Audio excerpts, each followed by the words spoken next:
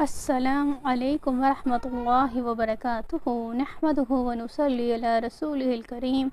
اما بعد فاعوذ باللہ من الشیطان الرجیم بسم اللہ الرحمن الرحیم رب اشرح لی صدری ویسر لی امری واحلل عقدۃ من لسانی یفقہوا قولی۔ سورہ البقرہ آیت نمبر 170۔ وَإِذَا اور جب قیلا کہا جاتا ہے لہم ان کو تبعوا پیروی کرو ما انزل اللہ جو نازل کیا اللہ نے، قالوا وہ کہتے ہیں بلکہ نتبعوا ہم پیروی کریں گے ما الفینا علیہ جو پایا ہم نے اس پر آباءنا اپنے باپ اجداد کو، اولو اور اگرچہ کانا ہوں آباؤہم ان کے باپ دادا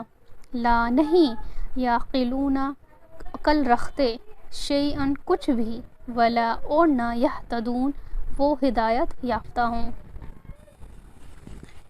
یہاں پھر سے اللہ تعالیٰ ان لوگوں کے بارے میں بات کرتے ہیں کہ جب ان کو کہا جاتا ہے کہ جو اللہ نے نازل کیا ہے اس پر عمل کرو، اس کی پیروی کرو، تو ان کا وہی پرانا جواب ہوتا ہے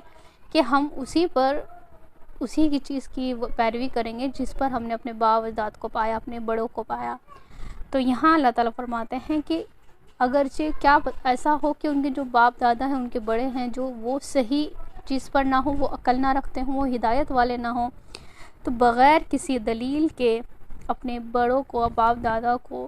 دین کے معاملے میں فالو کرنا یہ عقل کا کام نہیں ہے۔ یہاں پہ صاف کہا گیا کہ کیا پتہ وہ عقل والے تھے یا پھر ہدایت یافتہ نہیں تھے۔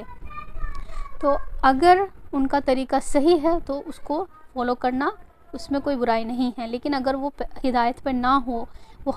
صحیح چیز پر نہ ہو، صحیح سنت اور قرآن اور سنت کے طریقے پر نہ چلنے والے ہوں، تو ان بڑوں کو فالو نہیں کرنا ہے۔ یعنی اگر کوئی شرک کرتا تھا یا کسی اس طرح کی رسمیں بنائی ہوئی تھی جو کہ ہمارے دین کا حصہ نہیں ہے، پھر بھی آپ یہ سمجھ کر کہ ہمارے بڑے تھے، باپ دادا تھے، وہ یہ کرتے آ رہے ہیں تو ہم تو اسی کو کریں گے، انہی کا دین فالو کریں گے، تو یہ غلط ہے، کیونکہ وہ ہدایت یافتہ تھے تو ان کو فالو کرنا ہے، اگر نہیں تھے قرآن اور سنت کے مطابق تو ان کو بنا دلیل کے کسی چیز پر چلتے رہنا یہ دین کا حصہ نہیں ہے، اور ہمیں دلیل ڈھونڈنی چاہیے ہر ایک چیز کے لیے۔ دین پر جو عمل ہوتا ہے وہ دلیل کے ساتھ ہی ہونا چاہیے، کہ کوئی چیز اگر ہم کر رہے ہیں اس کی دلیل موجود ہے، صرف اس لیے نہیں کہ وہ چلتی آ رہی ہے، بڑوں نے کی ہوئی ہے تو اس پہ ہم چلتے رہیں گے، ایسا نہیں، اس کو دلیل ڈھونڈیے اس کے بعد اس پر چلیے۔ یہاں پر اللہ تعالیٰ صحیح صاف فرما رہے ہیں کہ کیا پتہ وہ ہدایت یافتہ تھے یا نہیں، جو اپنے باپ دادا کی بات کر رہے ہیں یہ لوگ، تو پہلے یہ دیکھیں کہ سچ میں وہ صحیح دین پر تھے، ہدایت پر تھے، تو ان کو فالو کرنا ہے۔ زمانے کے حساب سے تو ہم عام طور پر اپنے